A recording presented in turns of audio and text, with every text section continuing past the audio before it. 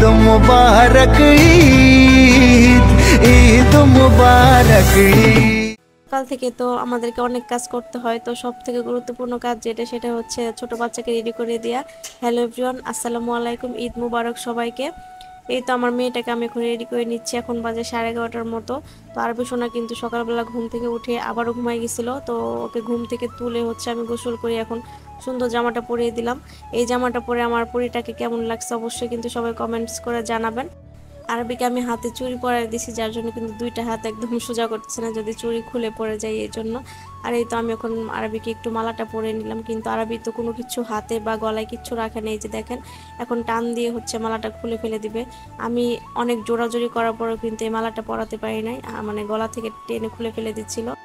নতুন ড্রেস পরে সাজুগুজু করার পরে দেখেন কত খুশি আরবি। আর এখন কিন্তু আরবি তার ফুপুর বাসায় যাচ্ছে, তো আরবির বাবা আরবির দাদা দুজন মিলে কিন্তু আরবিকে নিয়ে যাচ্ছে তার ফুপির বাসাতে ঘুরতে। এই যে আরবি মাঝখানে বসে চলে গেল, আর আমি এখন এর মধ্যে বাসায় যতগুলা হালকা পাতলা কাজ ছিল সব কিছু শেষ করে ফেলছি। আমার রুমটা তো আগেই গুছানো শেষ, আর সম্পূর্ণ বাড়ি কিন্তু আমার ক্লিন করে নেওয়া হয়ে গেছে, সব কিছু গুছানো গাছানো শেষ। এটা হচ্ছে বাবা মার রুম, এই রুমটাও গুছানো হয়ে গেছে। সকাল থেকে কিন্তু অনেক বেশি ব্যস্ততার মধ্যেই ছিলাম, আর আরবি থাকলে কিন্তু আমার অনেক বেশি ভালো লাগে। আরবি যদি একটু বাইরে যায় আমার অনেক বেশি খারাপ লাগে, আমার একা একা লাগে, মানে কেমন যেন ফাঁকা ফাঁকা লাগে বাসাটা। তো আরবি চলে যাওয়ার পরে কিন্তু আমার অনেক বেশি খারাপ লাগতেছিল, অনেক মিস করছিলাম আমার মেয়েটাকে। আর এখন আমাদের দুপুরবেলা রান্না বান্না শুরু হয়ে গেছে, যেহেতু দুপুরবেলা এখন খেতে হবে সেজন্য আগে আগে সব রান্না করে নিচ্ছি। আর সকালবেলা তো অনেক কিছু রান্না করা হয়েছিল, সবাইকে সেটা দেখাইছি। তো এখন গরুর মাংসটা মা প্রেশার কুকার হচ্ছে বসাই দিছে, আর এই হাঁড়িটাতে তেল দিয়ে দিছে, এখন খাসির মাংস রান্না করে নেবে। তো আজকে গরু খাসি দুইটা রান্না করবো, আর সাথে পোলাও রান্না করা হবে। এখন তো দুপুরবেলার আগের টাইম, যার জন্য আমি সম্পূর্ণ রান্নার ভিডিওটা আজকে করতে পারি নাই।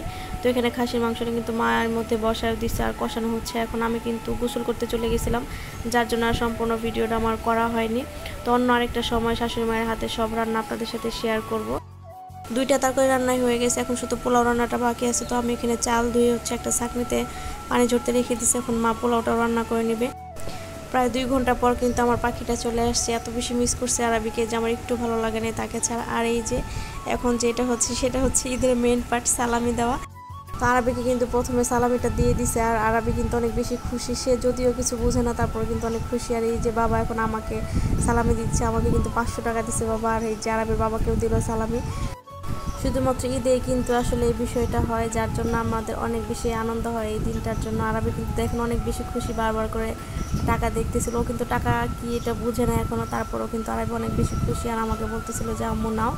এখন কিন্তু দুপুরবেলা হয়ে গেছে, খাওয়ার সময়। তো আমি টেবিলে সব কিছু রেডি করে রাখছি, এখন সবাই মিলে আমরা একসাথে খেয়ে নিব।